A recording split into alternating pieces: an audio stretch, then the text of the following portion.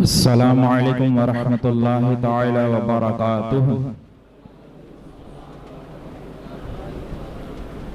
الحمد للہ رب العالمین والصلاة والسلام علی سید المرسلین، اما بعد فاعوذ باللہ من الشیطان الرجیم، بسم اللہ الرحمن الرحیم۔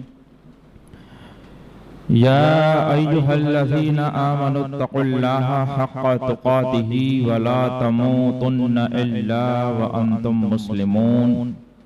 آمنت باللہ، صدق اللہ مولانا العظیم وبلغنا رسولہ النبی الکریم، ونحن علی ذلک لمن الشاہدین والشاکرین، والحمد للہ رب العالمین۔ ان اللہ وملائکتہ یصلون علی النبی یا ایہا الذین آمنوا صلوا علیہ وسلموا تسلیما۔ اللہم صلی علی سیدنا ومولانا محمد معدن الجود والکرم وآلہ وبارک وسلم۔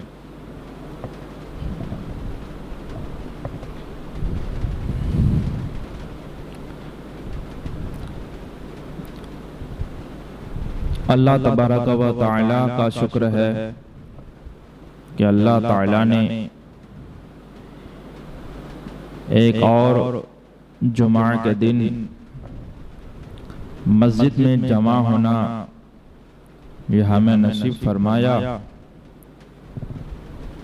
اور کچھ اللہ اور اس کے رسول سرور دو عالم صلی اللہ علیہ وسلم کی باتیں سننے اور سنانے کے لیے اللہ تعالیٰ نے ہمیں موقع عطا فرمایا۔ اللہ کا کروڑ کروڑ شکر ہے۔ اللہ سے دعا کرتے ہیں کہ کہنے سننے سے زیادہ اللہ تعالیٰ مجھے اور آپ کو عمل کی توفیق عطا فرمائے،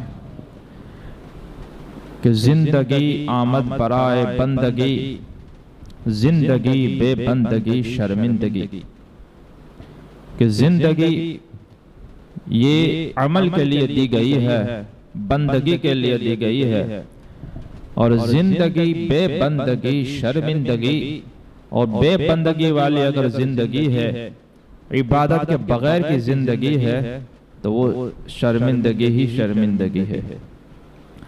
اللہ تعالیٰ مجھے اور آپ کو نیک سمجھ عطا فرمائے اور اچھی توفیق عطا فرمائے۔ سیدھے بات پر آتے ہوئے سورہ آل عمران آیت نمبر 102 اللہ تبارک و تعالی ارشاد فرماتا ہے، یا ایہا الذین آمنوا اتقوا اللہ حق تقاتہ۔ یہ وہ آیت مبارکہ ہے جو آپ میں سے غالباً ہر کسی نے سنا ہوگا۔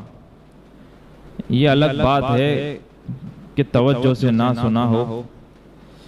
یہ وہ آیت مبارکہ ہے جو اکثر ہمارے نکاح کے خطبے میں پڑھی جاتی ہے۔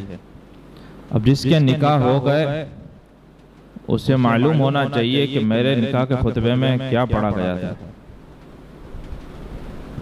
اور جس کے نکاح نہیں ہوئے وہ باراتی تو کبھی نہ کبھی بنے ہی ہوں گے۔ تب بھی اکثر ہمارے یہاں جو خطبے پڑھے جاتے ہیں نکاح کے، اس میں یہ آیت مبارکہ ہوتی ہے۔ ترجمہ بھی سماعت کریں۔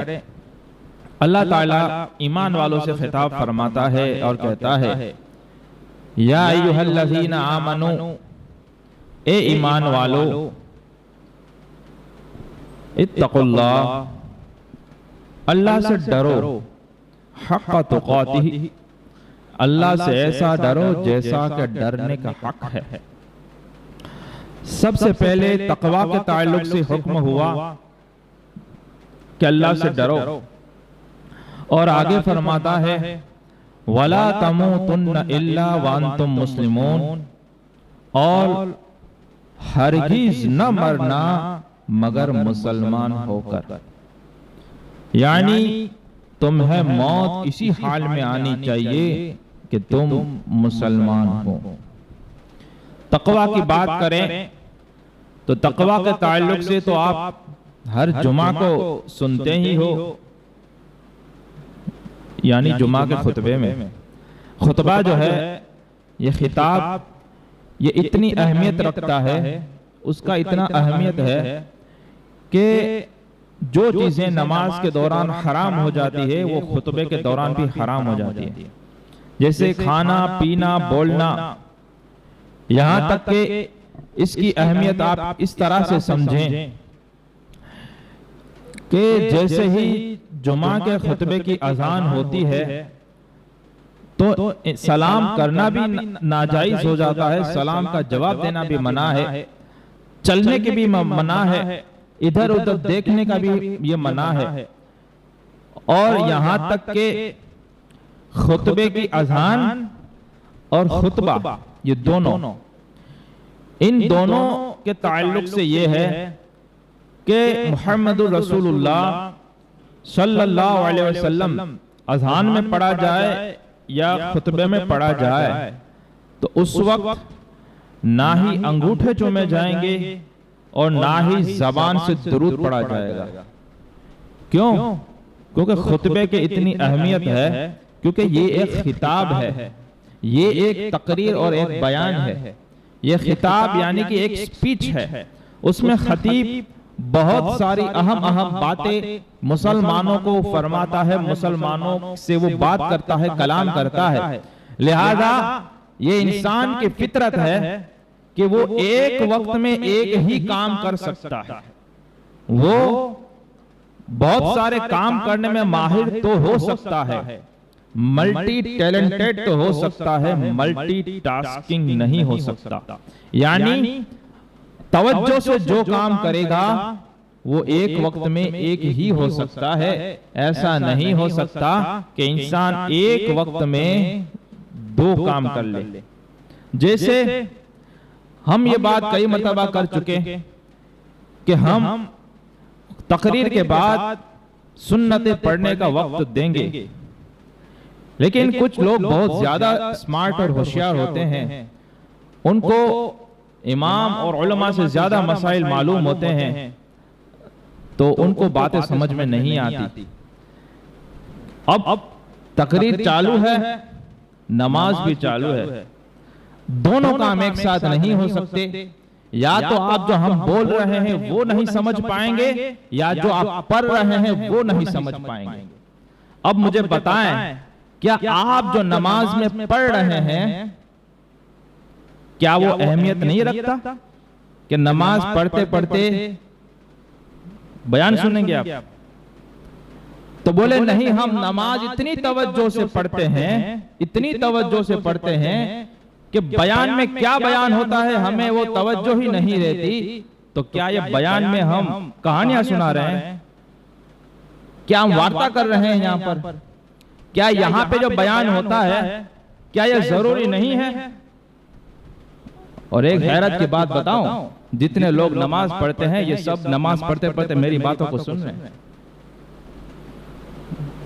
کہیں گے کہ ہم نماز پڑھ رہے تھے، ہم کو بول رہا تھا، بولے آپ تو نماز پڑھ رہے تھے، آپ کو پتا کیسے چلا کہ میں بول رہا ہوں؟ یہی تو ہم کہہ رہے ہیں کہ تو پھر تم نماز میں نہیں تھے تو پھر اٹھک بیٹھک کیوں کر رہے تھے؟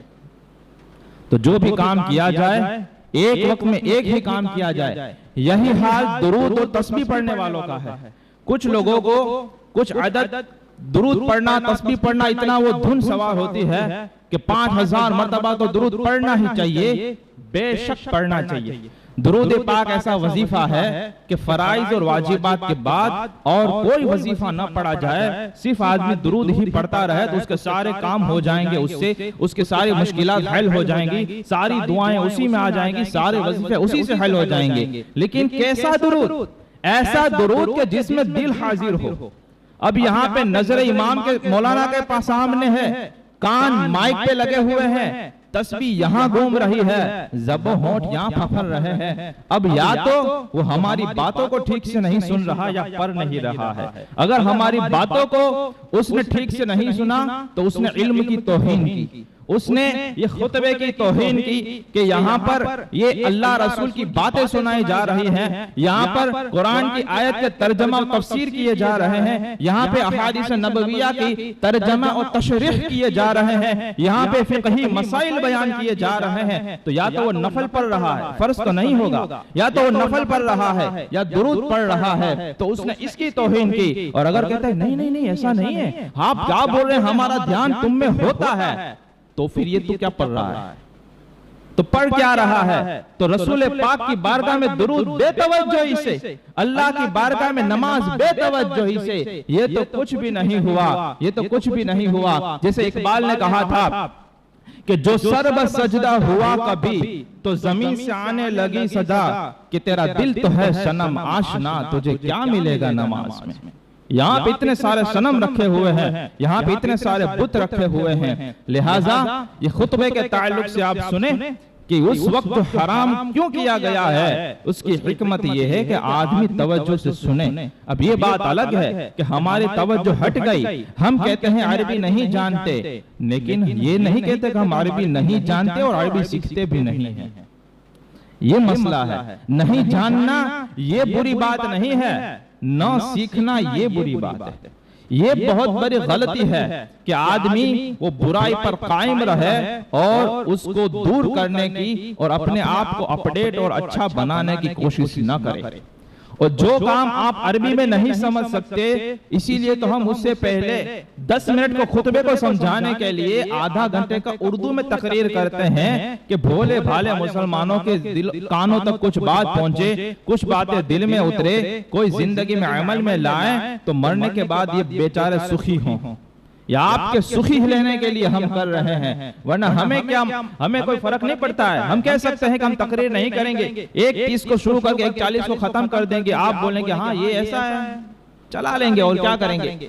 لیکن یہ محنت اسی لیے کی جاتی ہے کہ جو کام آپ پورے ہفتے میں نہیں کر سکتے، جو کام آپ عربی سن کے نہیں کر سکتے، یہی نصیحت کی قرات، یہی نصیحت والی آیتیں نماز میں قرات میں پڑھتے ہیں، لیکن آپ نہیں سمجھ سکتے کہ اس میں کتنی بڑی نصیحتیں ہوا کرتی ہیں، اس میں ایسی باتیں ہوا کرتی ہیں کہ اگر آپ سمجھنے لگے اور یہاں پر سینے میں پتھر نہ ہو بلکہ دل ہو تو آپ کی آنکھوں سے آنسو جاری ہو جائیں گے، آپ کی روح کانپ جائیں گی، آپ کو ایمان اور اسلام کا احساس ہونے لگے گا، لیکن وہ نہیں سمجھتے۔ یہی حال خطبے کا ہے کہ اور کوئی تقریر نہ کی جائے۔ اعلیٰ حضرت نے جو خطبہ رضویہ میں اتنا جامع خطبہ یہ تحریر فرمایا ہے کہ صرف جمعہ میں یہ 2 خطبے پڑھے جائیں، پورے ہفتے میں کے لیے آپ کی بیٹری چارج ہو جائے گی اور کوئی تقریر اور وعظ کی ضرورت نہیں۔ لیکن وہ نہیں سنا جاتا تو ہم تقریر کرتے ہیں، لیکن کچھ اتنے عبادت گزار ہوتے ہیں کہ وہ نفل کسی حال میں نہیں چھوڑتے۔ نفل تحیت الوضو نہیں چھوٹنا چاہیے، فجر بھلے چھوٹ جائے۔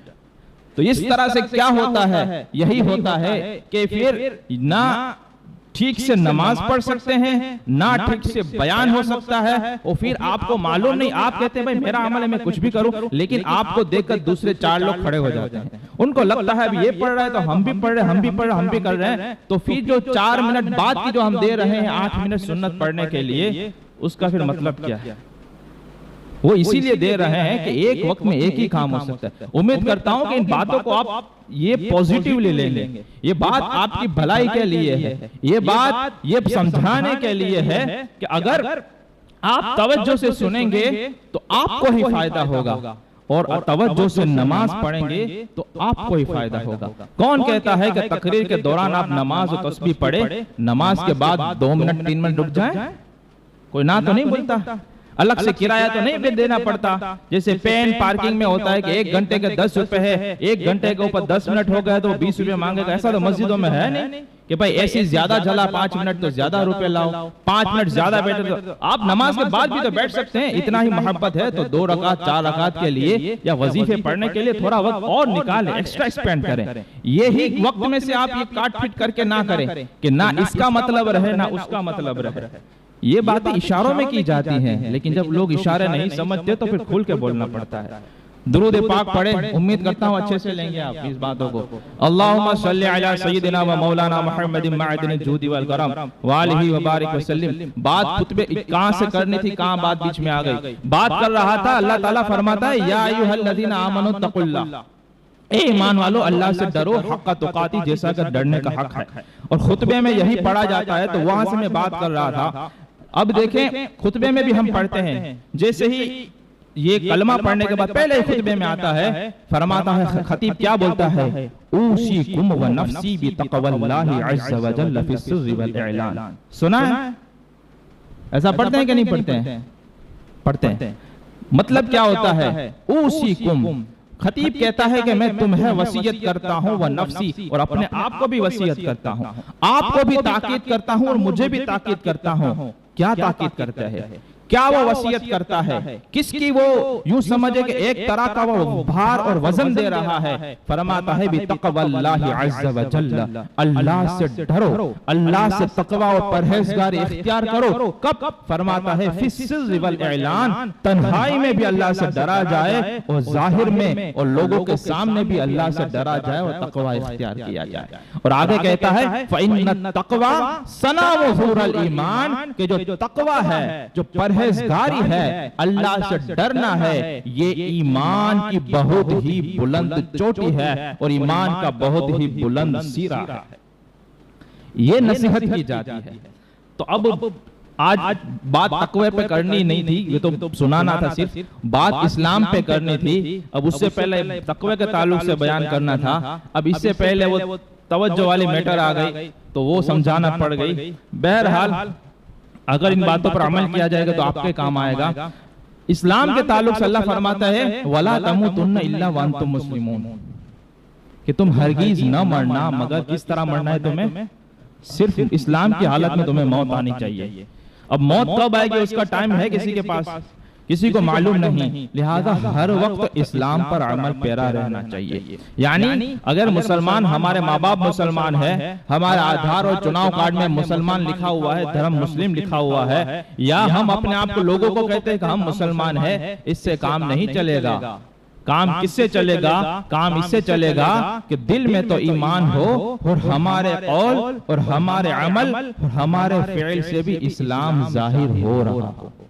آئیے اسلام کس طرح سے ظاہر ہوتا ہے اور اسلام کیا ہے.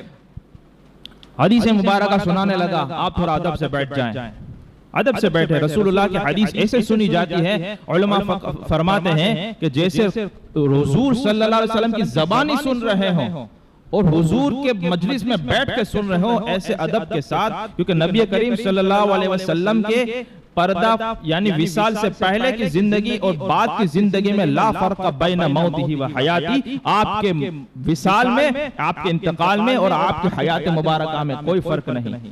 اب کسی عقل کے اندھے کو سمجھ نہ پڑے الگ بات ہے، لیکن اس کے بارے سے کتابیں بڑی پڑی ہیں اور بہت سارے دلائل اس کے سلسلے میں، کبھی سلسلے میں بات ہوئی تو کروں گا. فرماتے ہیں عن ابن عمر رضی اللہ تعالی عنہما قال قال رسول اللہ صلی اللہ علیہ وسلم بنی الاسلام علی خمس شہادت اللہ الہ الا اللہ وان محمدا عبدہ ورسولہ واقام الصلاۃ وإيتاء الزکاة والحج والصوم رمضان. حضرت عمر فاروق اعظم کے بیٹے حضرت عبداللہ بن عمر رضی اللہ تعالی عنہما سے روایت ہے، کہتے ہیں کہ نبی کریم سرور دو عالم صلی اللہ علیہ وسلم نے ارشاد فرمایا کہ اسلام کی بنیاد اور اسلام کا جو پایا ہے یہ 5 چیزوں پہ رکھا گیا ہے. 5 چیزوں سے اس کو مرکب بنایا گیا. پہلی چیز کیا ہے؟ شہادت، اس بات کی گواہی دینا کہ اللہ الہ الا اللہ، اللہ کے سوا کوئی عبادت کے لائق نہیں، وَأَنَّ مُحَمَّدًا عَبْدُهُ وَرَسُولُهُ، اور محمد اللہ کے بندے اور اس کے رسول ہیں. یہ پہلی چیز. دوسری چیز کیا ہے؟ اقام الصلاۃ، نماز قائم کرنا. ایک اور بات عرض کرتا چلوں، قرآن میں اور جہاں جہاں نماز کا ذکر آیا ہے وہاں پہ یہ نہیں فرمایا جاتا کہ نماز پڑھنا. وہاں پہ آپ کو صیغہ ملے گا اقام الصلاۃ، یقیمون الصلاۃ، یقیم الصلاۃ وغیرہ، کہ نماز کو قائم کرتے ہیں یا نماز کو قائم کرو. تو نماز پڑھنا اور یہ نماز قائم کرنا، نماز قائم کرنا کسے کہتے ہیں؟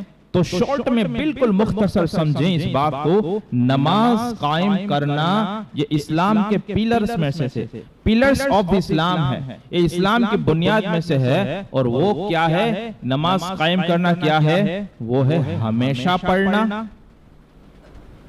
صحیح پڑھنا، یعنی اس کے مسائل بھی صحیح ہوں اور مخارج بھی صحیح ہوں، ہمیشہ بھی پڑھنا، صحیح بھی پڑھنا اور دل لگا پڑھنا۔ اس کو کہتے ہیں نماز قائم کرنا۔ ورنہ صحیح نہیں پڑھ رہا، جیسے نماز کے واجبات چھوٹ رہے ہیں، یا صحیح پڑھتا ہے لیکن کبھی پڑھتا ہے کبھی نہیں پڑھتا، ایک بھی وقت کی نماز قضا کرنے والا بے نمازی ہے، تو وہ بھی نماز قائم نہیں ہوئی۔ پھر یہ کہ صحیح بھی پڑھتا ہے، واجبات فرائض کی ادائیگی بھی کرتا ہے، مخارج بھی صحیح نکالتا ہے، اور 5 وقت ہمیشہ پڑھتا ہے، لیکن دل ہی غیر حاضر ہے، دل ہی وہاں پہ نماز میں حاضر نہیں ہے، اور وہ اٹھک بیٹھک ہوتی ہے، اور جیسے ریکارڈنگ بجتا ہے کہ آپ کوئی جیسے 30 منٹ کا کوئی ریکارڈنگ پڑا ہوا ہے آپ کے موبائل میں، آپ بجا کے ادھر ادھر کام کر رہے ہیں، سب کچھ ہو رہا ہے اور ریکارڈنگ کا ٹائم بھی جا رہا ہے، 30 منٹ ہوگی بات ختم ہو جائے گی۔ تو یہ اسی طرح کچھ لوگ نماز، بلکہ اکثر لوگ اسی طرح سے نماز پڑھتے ہیں کہ اللہ اکبر کیا، اب سبحانک اللہم الحمد للہ العالمین قل اللہ احد سبحان ربی العظیم سمیع اللہ لمن حمدہ، اب ایک کے بعد ایک کے بعد ایک کے بعد وہ پلے ہوتا رہتا ہے جیسے، اور ذہن کہاں گھوم رہا ہے، دل کہاں گھوم رہا ہے، جسم یہاں پہ حاضر ہے۔ تو یہ اس کا نہیں، ایسا نہیں ہونا چاہیے، بلکہ نماز کیسے پڑھنی ہے؟ دل سے، دل لگا کے پڑھنی ہے۔ آئی بات سمجھ میں؟ اور دل لگا کے آپ کب پڑھ پائیں گے؟ جب اس کے مسائل سیکھیں گے تو آپ کو پتا چلے گا اس جگہ پہ یہ کرنا ہے، تو آپ کی توجہ نماز میں رہے گی۔ جب آپ کو وہ مطلب سمجھنے کے پیچھے جائیں گے تو آپ کو سمجھ پڑے گی کہ یہاں پہ یہ معنی ہوتا ہے، تو لہٰذا آپ کا توجہ نماز میں رہے گی۔ اور ان سب کے لیے علم دین حاصل کرنا پڑتا ہے، یہ بیٹھے بٹھائے نہیں آتا۔ درس فقہ ہر رات کو عشاء کی نماز کے بعد ہوتا ہے، 4-5 دن آپ ٹرائی کر کے دیکھیں، اگر 5 دن کے بعد آپ کی نماز میں فرق نہ آئے تو آپ کی مرضی جو چاہیں کرے۔ اور جو بیٹھے ہیں اسے پوچھیں کہ کیا آپ کو 3 مہینے کے پہلے کی نماز میں اور ابھی کی نماز میں کوئی فرق ہے؟ فرق لگ رہا ہے؟ آپ کو خود کو جواب دینا ہے۔ میں دعویٰ نہیں کرتا، لیکن حقیقت یہی ہے کہ جب آدمی کوئی چیز سمجھ کے کرنے لگتا ہے، جب وہ اٹھک بیٹھک نہیں، اسے پتا ہے کہ یہاں پہ پیٹھ سیدھی رکھنی ہے، یہاں پہ ایسے کھڑا ہونا ہے، ہاتھوں کو اس طرح سے اٹھانا ہے، اس طرح سے یہ لفظ کو نکالنا ہے، تو توجہ اسی میں رہے گی، تو خود بخود نماز صحیح ہوگی اور اس کا ثواب بھی زیادہ ملے گا۔ آپ کو بات سمجھ میں آئی؟ اسی طرح سے ایک اور روایت ہم سماعت کرتے ہیں، یہ روایت ہے اللہ کے رسول سرور دو عالم صلی اللہ علیہ وسلم کے چچا سے، آئیے وہ بھی سنتے ہیں، آپ تھوڑا بیٹھ جائیں ادب سے۔ عن العباس ابن عبد المطلب قال قال رسول اللہ صلی اللہ علیہ وسلم ذاک طعم الایمان من رضی باللہ ربا وبالاسلام دینا وبمحمد صلی اللہ علیہ وسلم رسولا۔ حضرت عباس بن عبد المطلب رضی اللہ تعالیٰ عنہ فرماتے ہیں کہ اللہ کے رسول صلی اللہ علیہ وسلم نے ارشاد فرمایا کہ اس شخص نے ایمان کا مزہ چکھا، اس نے مزہ چکھ لیا ایمان کا، وہ ذائقہ اور لذت چکھی۔ کس نے؟ جو اللہ کے رب ہونے پر راضی ہو گیا، اسلام کے دین ہونے پر راضی ہو گیا، اور محمد کے رسول ہونے پر راضی ہو گیا صلی اللہ علیہ وسلم۔ اس نے ایمان کا مذائقہ چکھا، اس کو مزہ آ گیا، ایمان کی حلاوت نصیب ہو گئی۔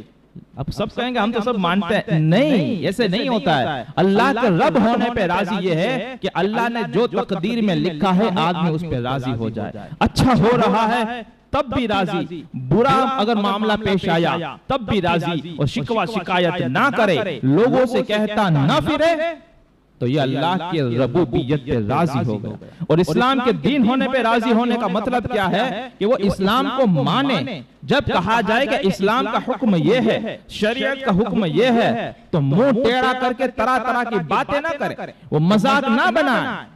جب ایسا ہو جائے کہ اپنی طبیعت کو شریعت کے پیچھے لگائے تو وہ مزہ چکھ لیتا ہے، اور شریعت کو ہٹائے اور طبیعت کی پیروی میں لگ جائے، جو طبیعت کو سوٹ کرتا ہے ویسا کرے۔ طبیعت کو گھومنے پھرنے کا شوق ہے تو اجمیر جانا آسان ہو جاتا ہے، سمجھ رہے؟ نہیں سمجھے؟ طبیعت کو گھومنے پھرنے کا شوق ہے، وہ پول پہ ملے گا آپ کو، وہ پکنک پیلیس پہ ملے گا، وہ فن ورلڈ میں ملے گا آپ کو. یہی شخص آپ کو پھر اجمیر میں بھی ملے گا. آپ کہیں گے کل تک یہ میلے میں تھا، آج اجمیر کیوں آیا ہے؟ ان کو ولی اللہ سے اتنی محبت کہ وہاں سے فیضان، ارے وہ تو گھومنے کے لیے. اس سے پوچھے کہاں گیا تھا؟ بول اجمیر پھری آئی ہوا. خود بولتا ہے کہ پھرنے کو گھومنے گیا تھا، فیض لینے کہاں گیا تھا؟ تو یہ سب خود بتاتے ہیں. اجمیر پھر گھومنے گئے تھے، بریلی گئے تھے، سرن شریف گھومنے کے لیے. تو جس کو وہ سوچے کہ جس کا ایمان اسے اپنے گھر سے اٹھا کر پاس کی مسجد میں نہیں لا سکتا، وہ ایمان اسے اجمیر کیسے لے جایا سکتا ہے؟ تو وہ ایمان اسے اجمیر لے ہی نہیں جاتا، وہ تو اس کی نفس ہے جس کو مزہ آتا ہے، انجوائے. کیونکہ اگر اجمیر جائے گا، آنے کی نمازیں جانے کی نمازیں کہاں پڑھتا ہے؟ اور جاتا ہے جمعہ پڑھنے کے لیے. اجمیر میں کہاں کیوں جاتا ہے؟ جمعہ پڑھنے کے لیے. اور مسافر پہ جمعہ ہی نہیں. پوچھے کسی بھی علماء سے پوچھ لیں کہ کیا مسافر پر جمعہ ہے؟ یعنی فرض نہیں ہے، پڑھے گا تو ہو جائے گی. اب وہ جاتا ہے جمعہ کے لیے اور ہماری مسجدوں میں آتا ہے جب خطبے کے پورا ہونے سے پہلے پہلے. سمجھ نہیں آ رہی؟ سمجھ یہی ہے کہ اگر اسے دین سے سچی محبت ہوتی اور ایمان کا ذائقہ چکھا ہوتا تو اس کو نماز کے لیے وہ سمجھانے کی ضرورت نہ پڑتی. وہ خود سمجھتا کہ وہ اسلام کے دین ہونے پہ راضی ہو گیا کہ 5 وقت کی نماز فرض ہے، تو اب اسے اور کوئی سوچنا نہیں ہے، اور کوئی تھیوری اس کے پاس نہیں ہے. اس کے پاس ایک ہی تھیوری ہے کہ جو اللہ کا اور اس کے رسول نے فرما دیا یہ فرض ہے، مجھے کسی بھی صورت میں جماعت میں حاضر ہو جانا. تو جو جماعت کا پابند، شریعت اور سنت کا پابند، اور وہ سنتوں کے مطابق چلنے والا، جیسے رسول کے محمد صلی اللہ علیہ وسلم کے رسول ہونے پہ راضی ہو گیا، اب کہے گئے کہ ہم تو ہر کوئی محمد رسول اللہ پڑھ رہے ہیں، کیا دل سے مان رہے ہیں؟ بے شک دل سے تو ماننا پڑے گا ورنہ اسلام سے نکل جاؤ گے. تو لیکن اس کو سنت سے زیادہ فیشن میں مزہ ہے. 1400 سال پرانی باتیں کہ زیادہ اسے ماڈرن چیزوں میں مزہ آنے لگے. مسجد میں گھبراہٹ اور وحشت ہونے لگے، اور مسجد سے اندر سے زیادہ اسے مسجد سے باہر اچھا لگے. تو سمجھ جاؤ کہ something went wrong. آتا ہے نا موبائل میں کچھ ایسی ہو جاتا ہے، بولتا ہے کہ بھئی کچھ غلط گڑبڑ لگ رہی ہے. تو یہ گڑبڑی کی نشانی ہے، یہ بیماری کی نشانی ہے. کیا اس نے وہ مزہ نہیں چکھا ابھی تک؟ اگر مزہ چکھ لیتا تو جب اس کے سامنے رسول پاک کی کوئی بھی بات آتی وہ کہتا میری عقل میں بیٹھے کہ نہ بیٹھے، حکمت سمجھ میں آئے کہ نہ آئے، سماج کچھ بھی کہتا ہو، گھر والے کچھ بھی کہتا ہو، بس وہ تو صرف یہی کہنے لگے کہ الروح فداقا فزد حرکا یک شعلہ دیگر برزن عشقا مورا تن من دھن سب پھونک دیا یہ جان بھی پیارے چلا جانا، اور کرو تیرے نام پہ جان فدا. رشتہ دار کیا؟ آگے فرماتے ہیں ایک اور حدیث اب رہ گئی، خیر کوئی بات نہیں، یہ سلسلہ تو چلتا رہیں گے. خلاصہ ان باتوں کا یہ ہے کہ اللہ تعالیٰ نے یہ حکم فرمایا، ایک تو تقوی اختیار کرو، اور دوسرا کس حال میں مرنا ہے؟ اسلام کے حال میں مرنا ہے. یعنی پیدا ہو جانا تو ہم نصیب سے مسلمانوں کے گھر میں پیدا ہو گئے، اب ہماری ذمہ داری ہے کہ ہمارے کام، ہمارے طور طریقے اور ہمارے اعمال ایسے ہونے چاہیے جو اسلام کے ساتھ میچ کھاتے ہوں. غیر اسلام طریقے ہمارے نہیں ہونے چاہیے. اور اسلام کیا ہے؟ اسلام کی بنیاد کن باتوں پر ہے؟ تو وہ بھی ایک حدیث میں سنا. اور مزہ کون چکھتا ہے ایمان کا؟ وہ بھی ہم نے سنا. اب ایمان کی مٹھاس، جیسے مختلف کھانے ہوتے ہیں، غذا اس کے مختلف ٹیسٹ ہوتے ہیں، مختلف ذائقے ہوتے ہیں، مختلف اس کی الگ الگ سواد ہوتا ہے، اسی طرح روحانی غذاؤں کے بھی اور الگ الگ عبادتوں کے بھی الگ الگ مزے اور ذائقے ہوتے ہیں. نماز کا الگ لطف ہے، تلاوت کا الگ مزہ ہے، روزے کی الگ ہی کشش ہے، وہ تمام راتوں کی عبادت کا الگ ہی سرور ہے. اسی طرح ایمان کا بھی ایک زبردست حلاوت اور ایک زبردست مٹھاس مٹھاس ہے جو اسے چکھ لیتا ہے پھر کہتا ہے تیرے قدموں میں جو ہے غیر کی ٹھوکر پہ ندار، جھڑکیاں کھائے کہاں چھوڑ کے صدقہ تیرا، اور جو تیرے قدموں میں ہے وہ غیر کا منہ کیا دیکھے، کون نظروں میں چرے دیکھ کے تلوا تیرا۔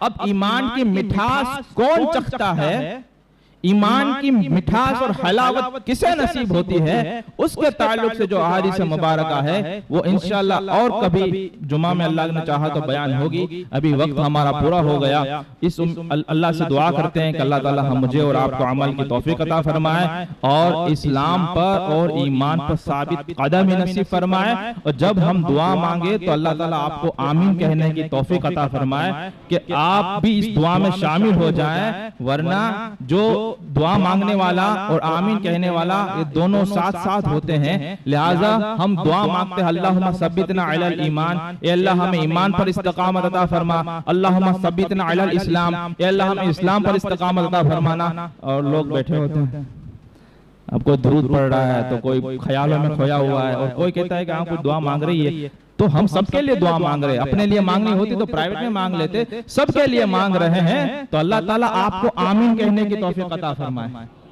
ہاں، اس میں جنہوں نے آمین بولا انشاءاللہ ان کو توفیق مل جائے گی۔ اللہ تعالیٰ مجھے اور آپ کو عمل کی توفیق عطا فرمائے۔